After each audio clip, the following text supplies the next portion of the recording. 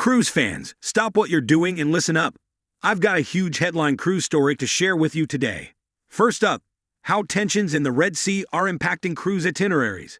This developing situation has massive implications for cruise travelers. Then, Princess app dining updates. Many cruisers are reporting problems securing reservations. Plus, a new cruise terminal coming to the port of Los Angeles. This will help LA handle recent growth of ships homeporting there. Also, tips for first-time cruisers on how to cruise without spending extra money. Focus on included dining and entertainment. And new food and beverage options on Princess ships. I appreciate enhanced included dining choices. But before we dive into the details on this breaking story, be sure to smash that like button, click subscribe, and hit the notification bell so you never miss these cruise news updates. Now let's get into the rest of today's top cruise headlines.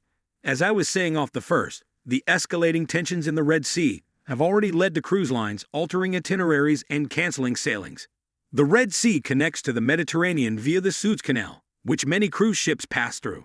But with attacks and unrest on the rise in the region, it's becoming unsafe for cruise travel. MSC seems to have been impacted the most so far, with multiple cancellations of upcoming Red Sea cruises. Crystal and Silver Sea have also had to cancel several sailings that were set to transit the area. And we've seen other cruise lines drop ports in Israel and Egypt due to the instability. This leaves cruisers with impacted bookings in a difficult position. Last-minute changes are harder to deal with, and travelers may just have to accept revised itineraries.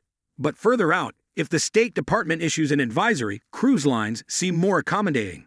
For example, Celebrity Cruises gave refunds on non-refundable deposits and cabin credits if guests kept their booking after Israel ports were dropped.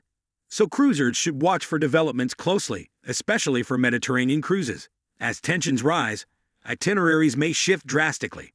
I'll be sure to keep you updated moving forward on how this impacts cruise travel. In other cruise news, Princess Cruises' new app has had a rocky dining reservation rollout. Many cruisers are reporting problems securing reservations. However, Premier guests shared they can now book specialty dining without needing a credit card. So some kinks are being worked out. I'd love to hear from you in the comments about your Princess dining reservation experiences so far. Non-elites also can't book yet if their cruise isn't paid in full. So be aware of that limitation still in place with the Princess app dining. Let's shift gears to some positive cruise news out of Los Angeles. The port announced plans this week to build a brand new cruise terminal, aiming to open by 2030. This will help LA handle the recent growth of ships homeporting there year-round. Having a new dedicated LA cruise terminal will be great for cruisers who can now easily drive and park for sailings out of Southern California. Princess already bases ships there much of the year, and the port hopes to host more lines for Alaska or other itineraries in the future. As cruise ships continue getting bigger, having more West Coast options, like LA, is a big win for those who can't easily fly to ports like Miami or Fort Lauderdale. I'll be sure to share updates as we move closer to the new terminal opening. Here's a quick tip for first-time cruisers concerned about extra costs on board. It's absolutely possible to take a cruise and not spend much beyond your initial fare. Stick with included dining, entertainment, etc. No need for specialty restaurants or extras. Focus on the main dining rooms, buffet, pool food options, and more that come with your booking. You can have a wonderful cruise vacation without all the add-ons. Specialty restaurants and amenities are enticing, but entirely optional. Don't feel like you're missing out by sticking with what's included. And finally, Princess Cruises is rolling out new food and beverage options across their fleet. This includes soda fountains, pizza muffins in the International Cafe, and more.